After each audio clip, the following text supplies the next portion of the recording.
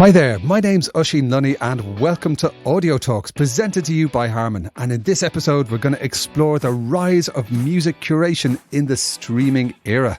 As music streaming platforms continue to dominate the music industry, there's a growing emphasis on the role of curation in enhancing the listener experience. And music lovers want platforms to offer more than just access to a vast catalogue of songs. In this episode, we're going to explore how innovative solutions like Roon are revolutionising music curation, providing superfans with the tools they need to discover, explore and connect with music on a deeper level. I am thrilled to be joined today by the founder and CEO at Roon Labs, Enno Vandermeer. Welcome to the podcast, Enno. Thanks so much, Oisin. It's great to be here. Thank you. Oh, it's great to see you. And just for the benefit of our listeners, we are published in audio. So would you mind describing this kind of synth mothership that's sitting behind you? Where are you joining us from today? I'm in my office in Cambridge, England, where I have, over the years, cobbled together a crazy collection of modular synths and all manner of studio electronic gear. Outstanding. I mean, this is literally, synth modular geek heaven behind you right now. It's wonderful to see. How many synths would you say you have there, Enno? That would be very, very difficult to do. Yeah, I wouldn't even presume to count. No. Amazing. Enough to lose count. That is, of course, the correct answer. I love it, Enno. Brilliant. So listen, as you can tell by your background, you're surrounded by synths. You're in a place of music. You have had a truly fascinating journey through the world of music, the music business, and also technology. So just so folks can understand where you're coming from and why you are where you are today, could you take us through some of the milestones in that really great career and path to Roon? Absolutely. I grew up in a fairly musical household. It was very classically focused. My mother was a professional ballet dancer and my father was an amateur musician. So there was a lot of classical music around. I wanted to pursue a career in music, but my parents didn't think that was sufficiently serious. I convinced them to let me go to Berklee College of Music in Boston, provided that I did a major in music production and engineering. So I got into the sort of studio, the electronics side of production. But of course, at Berklee, you have to do a broad base of instrumental and whatever. So that was my early music training. And then I moved to New York for my first gig, which was at Power Station Studio, one of the big iconic recording studios in Manhattan. I think it's actually probably the last one standing of all of those studios from that time. But that was just fantastic to work as an assistant engineer and, meet all the artists, see how these records that I'd been listening to for years were being made. That was an incredible experience. And then I started sort of vacillating between this sort of the music world and the tech world, because that was early 90s. It was the rise of the internet. And as a starving musician / composer / engineer, I needed to make ends meet. And I started doing some consulting and building websites and digital marketing and that sort of thing. I ended up founding a company that did that sort of stuff. I've been kind of going back and forth between these two worlds ever since. I managed to escape that world just as it was imploding in the early 2000s. Right around that time, I met a guy named Danny Dulai through a mutual friend. He was sort of I'll say the inverse of me, where I was sort of a music guy who knew a little bit about tech. He was a dyed-in-the-wool tech guy who was a big music fan. So we hit it off as friends. And then this is what, late 90s, early 2000s. It's around the time that people start ripping CDs, and MP3 is a word that is kind of in the air. There weren't really great products on the market. There was Winamp. There were very, very rudimentary kind of digital music products on the market. And we thought, I had a huge CD collection from my music industry background. And we thought, what can we do? We can rip these CDs, but how should we rip them? Should we convert them to MP3? Or hard drives were crazy expensive in those days. And I said, no, it's got to be CD quality minimum, because we don't want to step back from that. That would be a terrible step. So we built this giant rack of hard drives. It was preposterous. I mean, I think eventually we spent something like $20,000 putting together 1 terabyte of storage so that we could rip all this music. It was crazy. But the experimentation kind of led us down this path, which was that you can rip all your music, you can get it in one place, and that gives you convenience. So, Winamp gave you that. When iTunes was released in 2001, it gave you that as well. But what we saw was, in terms of user experience, as a music fan, now thinking as a fan, not as a technologist, I've got all my music in one place. This is fantastic. I can listen to anything I want. But what I'm seeing is a spreadsheet. It's like a list of tracks, tens of thousands of tracks. And I thought, well, wait, hang on.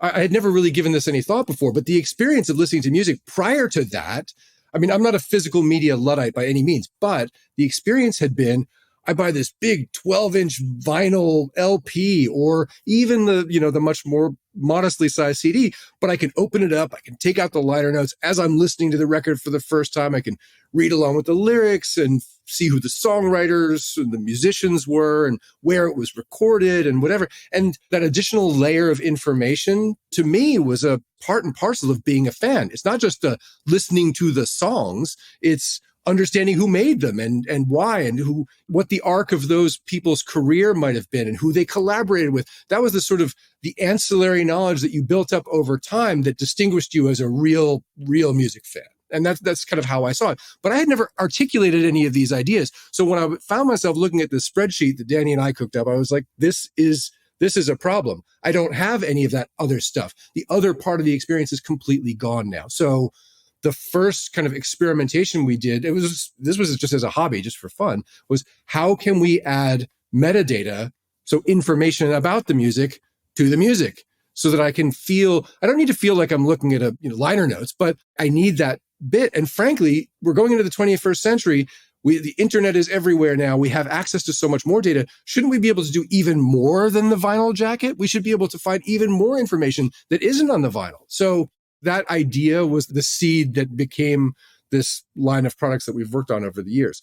We messed around with that as, like I said, as a hobby. And after a few years, we looked around and said, iTunes hasn't actually evolved. Winamp is still the same as it has ever been. There was no streaming yet, obviously, and there were, no smartphones or whatever. So we thought, well, maybe we should take this thing that we've been cobbling together and make it into a product. But the problem was that in those days, people didn't have smartphones, tablets, anything like that could provide this touch interface that we thought was very important. So we ended up building a big, crazy hardware system with a 17-inch touchscreen and storage units and network streamers. Because it was a big pile of hardware, it was prohibitively expensive. So that was our first product. It was called Sulus. I mean, it was great fun to make because, instead of seeing this spreadsheet, you'd see all your album cover art and you could open up an album and you could read the credits and you could click through to the other artists. And it was sort of the first iteration of what later became Roon. Many years later evolved into Roon. Outstanding. I totally relate to that. I can remember those days of seeing basically a big spreadsheet of all your music with very little other information. And it did feel like we were losing context, we were losing those associations, and also we were losing quality. Now, I love what you said there, is that any product you were making, it had to be CD quality minimum because we had the technology, and you were very much at the vanguard of this high quality digital audio access and curation and platforms to put all your music on. What are your thoughts on the state of streaming quality today? I mean, we're in a world of streaming, we're in a world of many different digital files, but what's your take on quality? Well, I think early on in streaming, if you look at Rhapsody, the first, sort of commercial streaming service, they were, they used lossy encoding as a practical matter. It was a requirement back then. People were still on dial-up modems in many cases. The idea of having high bandwidth content was not really on the menu in those days. So it was a necessity. There's obviously an economic, factor here. It costs money to send people bigger files. So there's that aspect as well. But as time goes on, bandwidth becomes less expensive and storage is basically trending towards free. So, some of those commercial factors they're less of a factor than they were in the past. There are many formats out there, lossless, lossy, all different kinds of sample rates and bit depths and encoding methods. I won't weigh in on any of them specifically, but broadly speaking, the idea that we should have access to the highest quality that we possibly can, given the technologies in the market, seems like an obvious thing to do. I mean, if 4K display technology is available, why would you have a VGA monitor? You wouldn't. It doesn't make any sense. So let's embrace the available technology, get the best quality we possibly can. I set CD as a baseline in those days because we'd already had CDs for 20 years at that point. So the idea of stepping back from that seemed terrible. Also, we were making a product that involved ripping CDs. It was pre-streaming still. So the idea that you would take a CD that was one quality and you'd reduce the quality of that to put it on your hard drive to give you a better user experience, that felt terrible. So, cost be damned. Let's at least go with what we've got. And of course, now there are many more choices. Like I said, I won't weigh in on the specific formats. Everyone has their own sort of opinions about that. But the higher the quality, the better, I think. Amen. Absolutely. That's music to my ears. But talk to us a bit about how we are living in this age of the streaming revolution. And we really have an infinite jukebox. There's a huge amount of tracks going up every day, but it's also overwhelming. So what do you think that streaming and this infinite jukebox means to the user experience? This is something, in those early days of experimentation, this was one of the ideas that we kicked around. In the late 90s, the idea that you would have access to, quote, all the music in the world was a staggering idea. We couldn't even get our heads around that. But we talked about it. Sort of, it was an academic question, right? There was no sign of that becoming a reality at that point. But we thought, well, clearly, if we follow along this arc, sooner or later we'll get there. What are we going to do when we get there? Because in a physical media world, you have a collection. You buy albums over time and you collect them, and that's your stuff. And that's knowable by a single person, whether I have 50 CDs or 500 or 5,000. That's all stuff that I have somehow curated by going to a shop, buying it, taking it home and listening to it. And so I have context for all of that stuff that I have collected. Now you step out of that world into a world where there 200 million tracks or whatever the streaming services have these days. And you're faced with the tyranny of choice. There's simply I think there's a Bruce Springsteen song about cable TV about this idea that there's, a million channels and what do you watch, right? That kind of thing. That's what we're faced with in music. And I think it's really very daunting. It leads to a couple of things. In the context of what I'm about to say, you'll see why Roon is the way it is. This idea of saying, I found this thing out in the world of 200 million tracks, but I want to bring it into my world, into my library or my collection and make it mine, whether or not I have the file. This idea that it's over here, so I understand it, it's part of my stuff, and I want to use that as a jumping off point for further exploration. That's kind of what we were doing. We're saying you can't tackle the 200 million tracks. And just picking a genre is still too broad. Knowing that you like country music is not an effective piece of or useful piece of information in trying to provide you a good user experience as a listener. Because if you look at all of country, it's still far too broad for your needs. So this is the kind of thing that we were trying to tackle. Because Sulus and later Roon, they started off with people using their own digital file collections as the starting point. We had a little bit of a cheat code that I don't think the early streaming services had, which is if you had, let's say you had 100 CDs for the sake of argument. I'm sure you probably had a lot more than that, but let's just say you had 100 CDs and you ripped them, you had them on your hard drive. Now Roon fires up and sees those 100 CDs. It's got a pretty good idea from the get-go of who you are and what you like. So we can use that as a fingerprint now, and we can make more sensible and sensitive recommendations for stuff outside your library because we know this bit about you.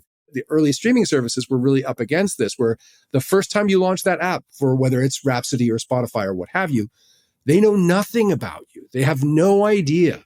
So, they came up with a variety of sort of user experience ploys to say, what genre do you like? Name a few of your favorite artists, whatever it was to get that fingerprint to provide you a reasonable experience. But still, I think the technologies that were available at the time were fairly basic. What a lot of people complained about was, I don't know where to start. I've got a search box. That's too scary. Right.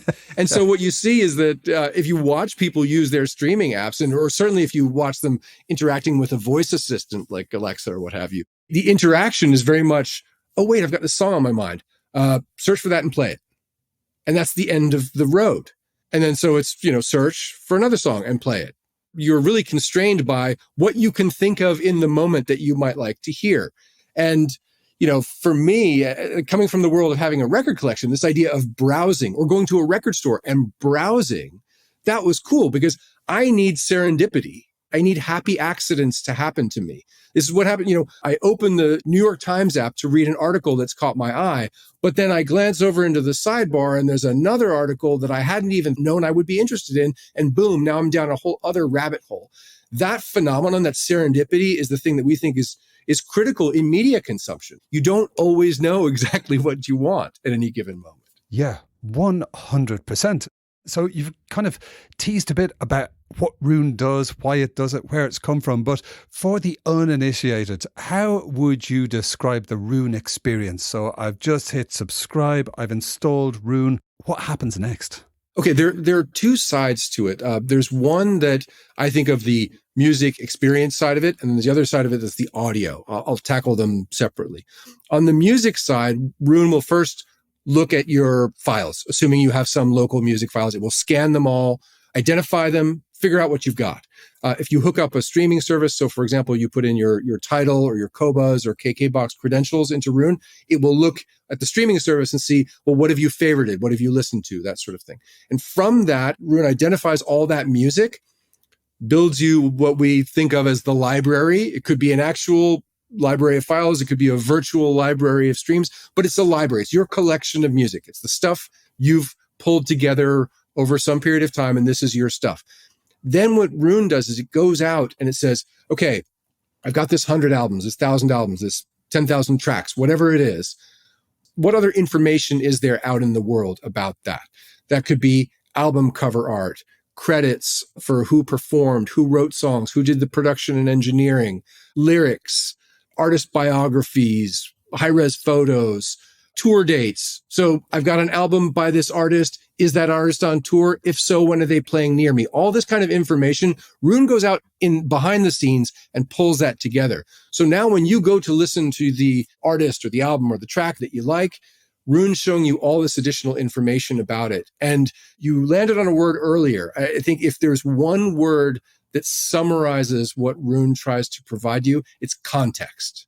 So I love this song, but I mean, I often think of it this way, that you can love a song, but you're a fan of the artist. The connection that you feel is to the people who made the music that you love. You know, you don't have a connection to a song itself. So that's what Roon tries to show you. You like this? Well, maybe here's why you like it. Here's the person who played bass, and here's the songwriter, here's the whatever, and here's the sort of the interconnected web of the way these people interact. So the Roon user experience is not about search and play or browse through a list and play. It's here's the thing that you're looking at. Here are links out to 100 other places that might be interesting from here. So if you love this song, well, here's 10 other songs that songwriter wrote, and they could be by different artists. You end up going down vectors that you wouldn't pursue necessarily if you were only searching by artist or by song title or by album title, that sort of thing. So Roon presents you all of that. And it's very much, when I talk about it being interconnected, that's really the key, that it's not like a folder tree in Winamp or in iTunes. It's, I found this thing. Oh, look, here's 6 other paths that I could take from here. It's this forward moving journey. Oh, I'll check out this next thing. I'll check out this next thing. And frankly, that's the feedback that we get from many of our users, is that they end up using Roon and binge listening in the same way that you might binge watch a series on Netflix. People sit on the sofa with their tablet and play a track and then discover, oh, wait, I could check out this other thing as well. And then they end up sitting there till 2 a.m. because there's always one more thing to explore from where they are. To us, that's the main metric of success. How long have you sat and listened? How long have you poked around? If that number is big, then we feel like we've succeeded in our product design. That's kind of how we look at it. That's the music experience side of the house. On the audio side, so Roon builds you this library, it gives you this way of browsing it and exploring it. And then the audio side is how you play it back. So if I'm on a tablet, of course, I can listen on the tablet, but I might want to listen on my hi-fi setup in my living room or whatever. I might want to listen to some, wireless radio that I've got on the kitchen counter or some whole home audio system. I want to listen wherever I am. If I'm a music nerd, and believe me, I am, then I want to listen in every context. I want to be able to light up my whole house with music if I want to. So this whole music streaming around the home is the other side of it. And now historically it's been around the home. So I could play music in all different rooms. I could play different music in different rooms. I could sync them all together and play the same thing everywhere, whatever. That's the home audio side of it. And then in the last few years, we introduced a sort of a companion app to Roon that we call Arc. And what that does is it's a phone app that lets you take that same user experience outside of the home. So when you're in the car, you can still have access to your library and all of your stuff and tags and playlists and favorites and whatever else. Arc is the app that lets you, whether you're at the office, in the car, at the gym, on holiday, that sort of thing, it lets you have your whole library and all of Roon's features wherever you are. Phenomenal. So Roon is basically the best music buddy you've ever met. It's kind of pointing you in this direction, adding this context, making these links. And it doesn't feel like it's a recreation of a experience that we had earlier, like with sleeve notes, etc. It's all of these things. It's actually the next evolution of the music listening experience. One that will, like you say, kind of sit alongside the main kind of movie streaming platforms, etc. So it really has brought things up to date in a way that I think nobody else has done. But talk to us a bit about what's happening under the hood, because obviously, I do indeed have more than 100 CDs, like your good self, I'd imagine. And, folks who are getting involved in Roon will have very significant collections and from different sources. So I believe that AI plays a role under the hood of the Roon experience. Talk to us a bit about what's happening and how you bring this all to life. Well, AI is obviously a very broad term. It's a very popular one at the moment. I think what we're seeing in mainstream press at the moment is an evolution of technology that's been in broad use for quite a few years by Roon and many, many others, of course. In the early days, what we did was we said sort of I'll use the term machine learning rather than AI because I think it's a little bit more specific. Prior to the widespread use of machine learning, I feel like Roon could do a very good job, and Sulus in the days before Roon, using metadata.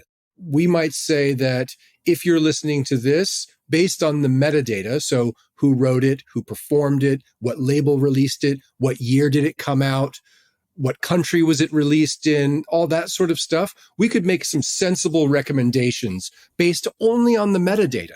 So if you took a simpler approach and used only genre, right? So now you play a hard rock track, and now the recommendation that we're going to give is another hard rock track. The results are not going to be good. It's far too broad, right? So by using these additional dimensions of metadata, we could say, well, you've listened to a hard rock track from the 70s that was recorded in England. Okay, we can do a lot better now. We can make something that's going to feel more sensible to you, that will cause you to bristle less as a music fan.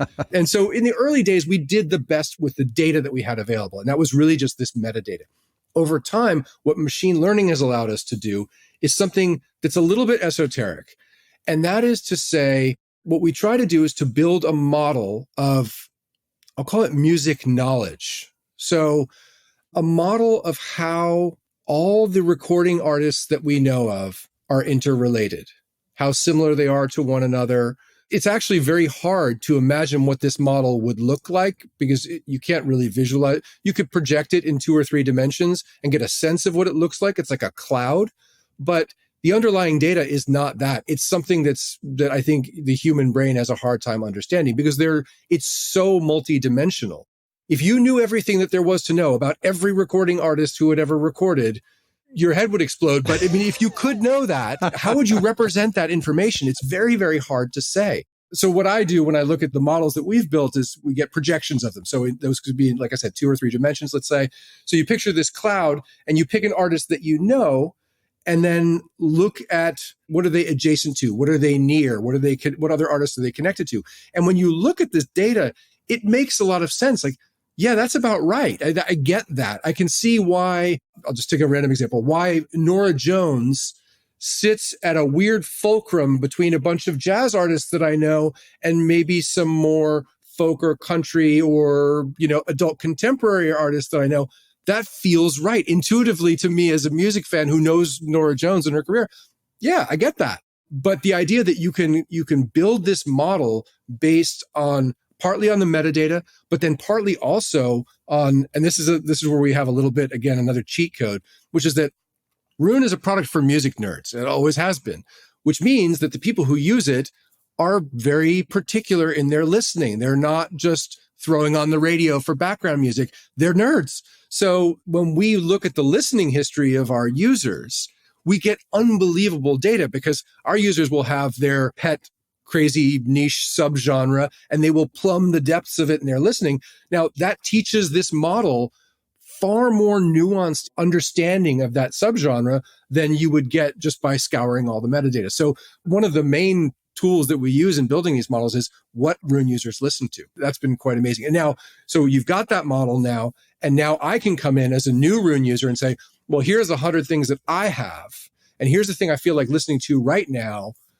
Now project that into that model and say, what next? Where do I go from here?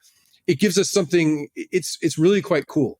The recommendations that Roon makes they're described as being sensitive. They make sense to you as a fan. We've got a couple of features that use this. We have some in the browsing experience. So if I'm looking at an artist, I may be recommended some of their content, some of their releases. I might be steered towards some other similar artists or that sort of thing. But also we've got a feature called Roon Radio where you play one track or one album, whatever you feel like listening to, and it will just use that as a seed and then kind of go from there in the same way that Pandora did many years ago. In terms of user experience, it's the same, but the results that we get, I think, are far more nuanced. Pandora was using their music genome data is what they called it, which was all metadata driven, tempo and key and whatnot. And we're using this machine learning model, which gives you much more interesting recommendations. So I've discovered a ton of music by just picking a track and letting Roon build a playlist for me. And then I sit back and say, yes, no, yes, no, yes, no. And that's one of my main mechanisms for discovery these days. I love it. My goodness. As you were talking there, I was just thinking about certain tracks that I'd like to put into Roon Radio and just see where it takes me. It is a listening experience that is unlike anything that has gone before. It's everything we love from albums and CDs and cassettes, etc., and streaming, but it overlays all of this magical, musical, multiverse mothership on top of it. It's absolutely fascinating. Now, my first awareness of Roon was through some brilliant new products which were labelled as Roon Ready. And I thought, oh, what's this? This sounds amazing. And in particular, the JBL MP350, which is a gorgeous piece of equipment. And so I was absolutely thrilled to read about the deal that your good selves have done with the good people at Harman. So talk to us a bit about that deal and how did it come about? Well, actually, before I do that, you touched on this idea of Roon Ready, and I want to cover that quickly because it's important, and I think it's defined our trajectory in many ways. Because one of the problems that I mentioned earlier that there's this music experience side to Roon, and then there's the audio, what we think of as the plumbing. How does it all work? On the audio side, in those days, we launched Roon in 2015, and in those days, it was if you had music in one place, it was not trivial to make it play in another place. There were a few protocols. There was UPnP, which was this big loosey-goosey open standard. There were some proprietary solutions. Apple had AirPlay and so on. We started with Roon. We said, well, let's be compatible with as many of those things as we can so that we can kind of slot in. But we said none of these streaming protocols, these land streaming protocols, really ticked all the boxes in terms of what we thought Roon should be able to do. So we thought it's got to be able to stream in high resolution. It's got to be able to let the audio device at the end of the chain control the clock and the stream for optimal quality. That's something that, for example, AirPlay didn't do. So we wanted that. We knew that high-end audio brands would want to be able to control the audio stream. So that was a requirement. Then we wanted to have bidirectional control. So if you have a streaming integrated amplifier that's got a big volume knob on the front, if you turn that knob, we want the volume slider in Roon to move. And likewise, if you change something in Roon, we want that to be reflected on the hardware device. So we wanted this two-way control. These three things didn't exist in any of those streaming protocols. So we developed one of our own, which we called Roon Advanced Audio Transport. And we thought, how are we going to convince audio manufacturers to adopt this new protocol? I mean, we have a vanishingly small number of users. We're a brand new company. This is basically, we packaged that up as an SDK and we said, okay, manufacturers, you can have it for free and we'll help you with your implementation and your testing and your certification and whatnot. So, a few intrepid brands started off, I guess it's in 2016, started implementing this, and that sort of picked up momentum over time. And then we introduced this idea of Roon Ready. This device is Roon Ready. All you have to do is buy it, take it home, plug it in, put it on your network, and Roon will see it, and the rest will all just happen as if by magic. That was the goal. But also at the highest possible quality. We want Roon to be able to take advantage of every feature of this new audio device you've bought. So that's what it means to be Roon Ready. We attracted hardware manufacturers over the years and kind of finally hit a tipping point where most of the high-end audio gear out there became Roon Ready. Now, that's where we first started working with Harman, with a number of their brands, with Arcam, with Mark Levinson, with JBL, to make their devices Roon Ready. So we've been working with Harman for quite a few years in that context, getting their devices certified and whatnot. Harman approached us about a year and a half ago, the first time, to say, could we do anything more together? It was very broad. And that sort of kicked off a series of conversations over 2023 and eventually led down this path. They asked us, quite frankly, what you've done very well. You've built up this very loyal group of users. The company is profitable despite being a tech startup. They basically said, what more would you want to do? What would you need? What can you not do because of your configuration as a startup? And we said, well, there's a lot of things we could do with more resources. And they said, well, that's probably an area where we could help you. It was a very sort of complementary situation because Harman is probably best in class as far as device manufacturer. They build hardware better than almost anyone, but they don't have a lot of competency in our area. We are allergic to hardware. That's not what we do at all. But the software end of things, we spent quite a lot of time on. So it was a very good fit in that respect. But also there's some cultural things that came up that were very, very important. For example, Harman values kind of an entrepreneurial spirit. I think we've been approached probably once a year since the dawn of time. Would you want to be acquired? Would you want some deeper partnership and whatever else? And in a lot of those cases, those discussions would have resulted in Roon becoming a feature of some other product, for example. And that we just didn't want to go that way. So Harman, they liked the idea that we were innovative and they wanted to sort of nurture that and foster more of it. And they said, you tell us what it's going to take to make Roon bigger, better, whatever. You tell us what your aspirations for it are, and let's see if we can support those aspirations. So that's very much been the tenor of our conversation, which is fantastic. We'll say, look, we don't know about hardware. They're comfortable saying, you guys are the experts on software. So it's a very nice fit in that respect. The other thing is that you might have guessed that certainly as a manufacturing sort of behemoth with all these different brands, Harman could have come in and said, well, Roon's great, but we'd like it to work only with Harman products. And they did quite the opposite. They were quite insistent that this idea of, it's not open in the open source sense, but it is a very sort of inclusive ecosystem that we've built. They've said, well, that was your strategy from the get-go. We don't want to change your core strategy, so you've got to keep doing that.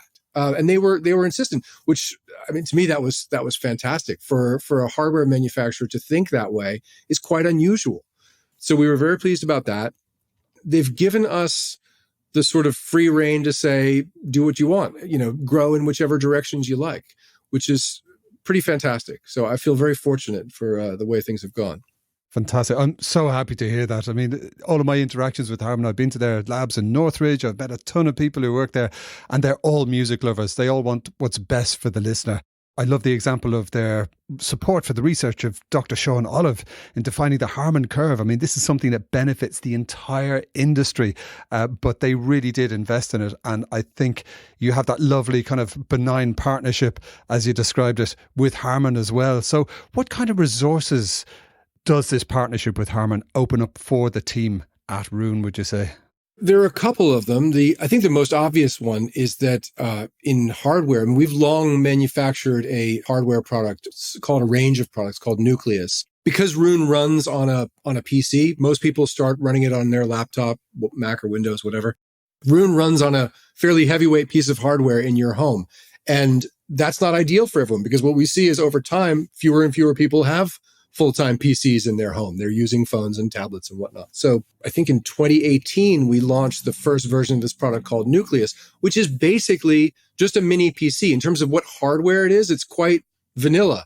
It's a mini PC in a fanless chassis that allows us to install an operating system of our design and the Roon software on a box. So it basically takes Roon and takes it from being a desktop app to being an appliance. You buy the Nucleus, power, network, turn it on, and that's it. You're done. Now, all you have to do is pick up your phone or your laptop or PC, if you like, and connect to that. And that now runs your house. So it becomes sort of the audio hub of your home.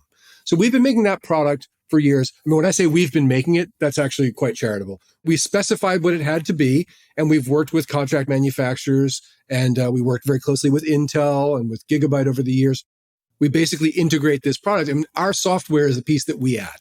So we don't do any manufacturing. We don't have a factory, obviously, but we have made this line of hardware products, which has been very widely adopted among Roon users. So with Harman, we have tremendous hardware manufacturing resources that we never had access to. So that gives us cost benefits. And I think that's played out recently. We've just introduced a new generation of Nucleus products. One is a flagship, which is extremely high-end, fanless, audiophile grade, everything. But the other one, it's far more entry level. It's the previous Nucleus generation had been priced at $1,500 US and $2,500. This new one is $499. We've really kind of broken the mold, and that's something that Harman allows us to do because they've got the scale, they've got the manufacturing, the distribution, things that we just didn't have access to. So on the hardware side, obviously, Harman gives us huge benefit there. In terms of what we can do with software, you can imagine if you're a software startup that's self-funded, no external funding like we were, you hire a new engineer when you have the revenue to be able to do that. That's how you grow. It's like, oh, we made more money this month than we did last month. We can hire a person. Great. And so you're growing kind of incrementally. And what you don't get to do is have the big blue sky idea and say, we need a team of 10 or 20 on that idea for 18 months before it bears fruit. You just can't do that stuff because it's too risky. It's too costly. And if that thing doesn't succeed, if it doesn't take off the way you imagine, you're sort of doomed. So we couldn't have done those kinds of projects. And Harman has said, sky's the limit, guys. What do you want to do? Like, just tell us. If you need more engineering resources, you need more product development resources, whatever it might be, build those teams, go do that stuff. And that has been, I think, not only the most liberating, but the most exciting thing. We've been able to think, not so much tactically, what's the next feature that we can build in 6 weeks, but much more strategically, like what might listeners want in a year from now? And what can we do to try to predict that and try to build some product that will meet their needs at that scale? So it's very, very exciting. Phenomenal. This is such good news for music lovers. I am so excited to see what comes next. Is there anything that you can point to at this stage and say, look out for this forthcoming XYZ from Roon and Harman, or is that confidential? I don't think I can point to anything specific. I'll tell you what we've been doing, something that we weren't able to do before, which is that we've introduced a new release cadence for our software. So we used to release huge versions of Roon, huge updates that would come once a year, thereabouts. We've got a new 2-week release cadence. So every 2 weeks, we're dropping new features or huge stability improvements, that sort of thing, just so that we're basically going through the backlog of ideas that we've come up with over the years and said, let's build them all fast and release them. Speaking as an end user of other products, that excites me to see activity, to see a product evolving quickly. To me, that inspires confidence. So the products that I use in my real life, I love to see that. So we're trying to emulate that. So we're actively developing Roon. Another thing that Harman has said, we thought maybe they'd want to go very extremely mass market and sort of dumb down the product and make it for everyone. And they've said, no, Roon is a niche product for a reason. It meets the needs of a very exacting audience. And it would be a real shame to dilute that. So let's double down on that. Let's give the audiophiles and the deep, music enthusiasts every feature that they have ever asked for. Because if you've got that in the stable, if those are your core features, now you can do all kinds of things that you couldn't have done before. If you've built everything already, you can release subsets of that as, in other forms to other audiences. But let's not lose sight. Let's never lose sight of this core hardcore audience. Phenomenal. Okay, I've got one more question for you. It may be a bit of a leading question, but would you say that Roon is the final boss level of music listening? For a certain type of listener, that has very much been the objective. I feel like I've encountered music fans and listeners of every stripe over my career and also my personal life. I would consider most of my friends to be music fans, but what they want varies quite a lot. I know a lot of people, for example, who are huge music fans and not audiophiles. They'll sort of take or leave the sound quality. I've noticed, especially dealing with my kids, they listen to music very differently than I do. So their needs are different. They've grown up in a world of this sort of ephemeral streaming content, very fast-paced, high volume, listen fast, choose whether or not you like it. They have a different sort of mental setup but they're equally enthusiastic about music on the whole. So I think Roon is the final boss level for people of a certain disposition and maybe of a certain generation, and that would include me. But I think the aspiration is to evolve it to become more inclusive, to meet the needs of more kinds of music fans. It could be that in the world, this is my sort of back of the napkin math, I think that probably 90% of people enjoy music, but could take it as a background thing. And probably 10% want to lean into it and, and whatever. We're always going to target that 10%, whether you're a 14-year-old, like my daughter doing her crazy stuff that she does, or you're someone like me. That's the class of customer that we're always after. We want to provide that listener with everything they could possibly want and hopefully surprise them from time to time with stuff they didn't know they wanted. Outstanding. My goodness. All of this is very enticing. I'm going to be watching this space with great interest. And okay, we are going to round up the podcast as we do with every single episode of Audio Talks by inviting our VIP guest, your good self, to contribute a track to our title playlist. And if you don't mind, tell us a little bit about why you chose it. I've struggled mightily with this question, I have to tell you, to distill everything down into one track. I'm picking a track from an album that I have been listening to recently. It came out last month, I think. It's from an album by Jacob Collier called Jesse Volume 4. Well, I've been following Jacob for years, like I think a lot of music nerds have, people with music backgrounds. He's been a little bit of a sort of a phenom in the world just because of his musicality and his capabilities as a multi-instrumentalist. His understanding of harmony goes well beyond, I think, what I've seen almost anywhere. So his latest albums, Jesse Volume 4, it's especially interesting in Roon because, Jacob's first album, In My Room, he played every single thing on the album. He literally recorded it in one room in his mother's house in London. These last 4 albums that he's done have really been focused on collaboration with artists from all over the place. So, R&B and jazz, rock, country, folk, hip hop, all over the place. So what Roon lets you do when you're browsing an album like that, you really can see all these connections. I've discovered more artists just by listening to Jacob's last few albums than I would have done otherwise. So picking a track off this album is really, really tough, but I chose a song called Wherever I Go, which has a bunch of guest artists from different generations that you'll see if you look at it, Michael McDonald and Lawrence, this sort of up-and-coming band. It's a favorite of mine at the moment. Oh my goodness, thank you. Well, I'll be diving into that with many of our listeners immediately after the recording. And of course, dear listeners, you can find this in our title playlist. It's going to be linked in the show notes. And I'm going to add to that title playlist just because I am looking forward to seeing where Roon takes me if I start listening with this track. It is as sampled by Pete Rock and CL Smooth in They Reminisce Over You. It's Tom Scott with Today, that I believe is a cover of a Buffalo Springfield record. It's just beautiful, kind of hippie jazz. It's just absolutely magnificent. And I can't wait to see what associations Roon and Roon Radio pops up when I play it next. Okay, listeners, thank you so much for joining us. And a big thanks to our very special guest, Enno Vandermeer. Thank you. Thank you so much. That's been so much fun. I hope you're all going to go and get on Roon immediately after the podcast. We'll be linking, of course, to the Roon platform and websites in the show notes. So, my dear friends, don't forget to subscribe, comment and share Audio Talks with your friends and family. If you're enjoying the Audio Talk series of podcasts, why not pop over to Apple Podcasts, Spotify or wherever you get your favourite podcasts and leave a nice review. It really does mean a lot and it helps listeners to get to know about the super connected audio mavens we talk to in every single episode, like Enno Vandermeer. For more exclusive content, some behind the scenes goodies and maybe even some competitions, connect with us over on the Instagram. You can find us at Audio Talks Podcast. We'll be back soon for some more superbly curated Audio Talks. See you next time.